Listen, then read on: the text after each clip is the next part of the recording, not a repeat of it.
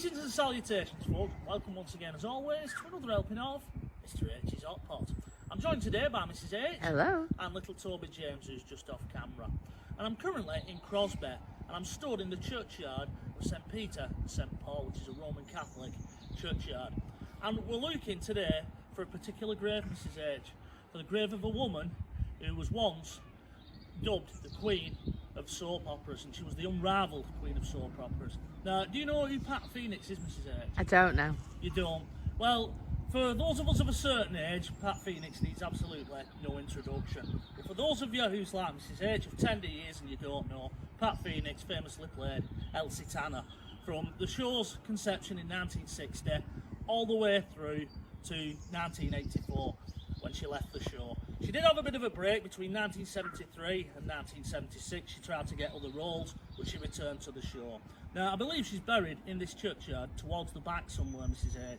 It isn't a very big churchyard, but it may take some searching. Anyway, without further ado, let's go and see if we can find the grave of Pat Phoenix, aka Elsie Tanner. Come on, let's do this. Now, I believe, Mrs H, that Pat Phoenix's final resting place is towards the back end of this churchyard somewhere, because I have seen that wall, that brick wall, in pictures when I've been doing a little bit of research, and those houses have been caught in it. So that's where I think it is. So once we get to the end of this footpath, we'll just have to take a little look.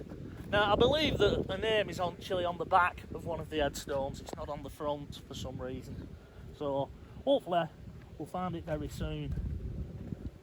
And I believe she's buried near a soldier's grave, so that also helps, doesn't it? It does.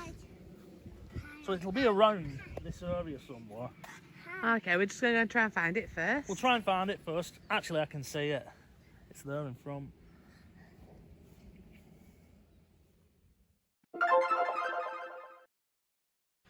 And here is the headstone of Pat Phoenix, Coronation Street star. Born in 1923 in Fallowfield in Manchester. And it's amazing to think that it's now 100 years, or it will be in November when she was born. Yeah. Makes me feel all that, Mrs H. But what is interesting is, you come round to the other side, you can see that her name is actually on the back of this headstone. So I wonder where her actual resting place is, whether it's here, or whether it is where her name has been inscribed. Well, all the other gravestones seem to be facing this way, so I would think she's buried on this side. However, the one next to her, there's a grave on the other side.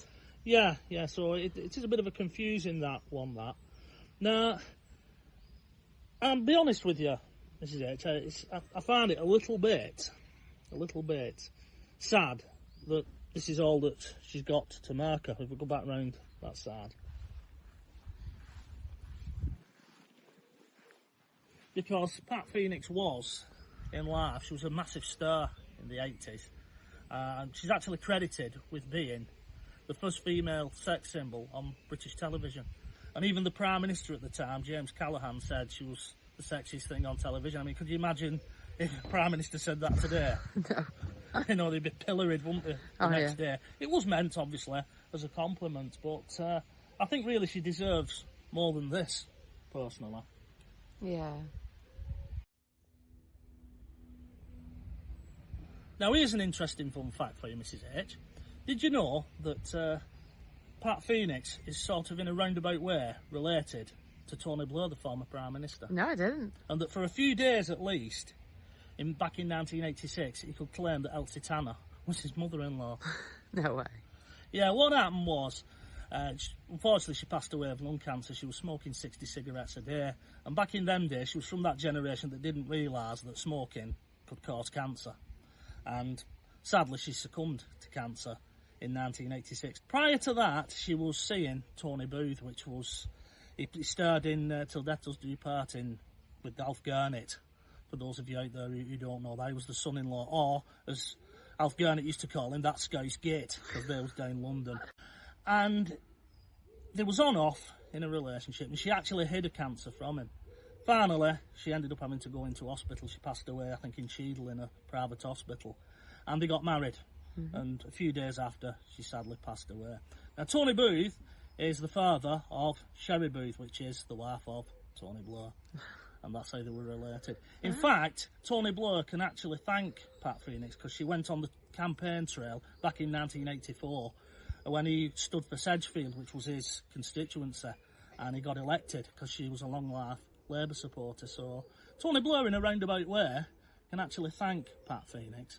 He should get down here and put some flowers on her grave, I think, at least, because I do think it's sad that such a big star like this is pretty much forgotten here in this little corner of this churchyard here in Crosby. It's so sad, really, isn't it? It just shows you, and it's very humbling that you realise there's an old saying that when the game is over, regarding chess, the queen and the pawn go back in the same box, and sadly this sort of proves it, doesn't it? But if you're a big Coronation Street fan, especially of old school Coronation Street, get down here and just come and pay her a visit.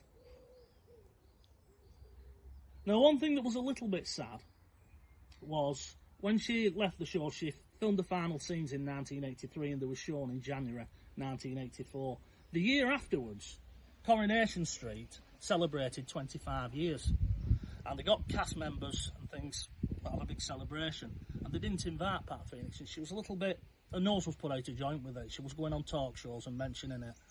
And it's a funny one, really. She'd been there since beginning. She had only recently left. Should they have invited her back? Or, as some people say, once you leave a company, no matter how many days you do there, or years, you don't get invited to the staff do afterwards, do you? No, at Christmas. I think they gave her a glass bowl or something, a crystal glass bowl, and that was sort of a bit of a peace offering, and she accepted that. Funnily enough, This Is Your Life book, she was featured on This Is Your Life in 1972. It turned up in a charity shop in 2005. It was donated, and the idea was it would raise some money for hospice, which I'm sure that it did. But yeah, this is the grave and the final resting place of Pat Phoenix, star of Coronation Street, from 1960 to 1984.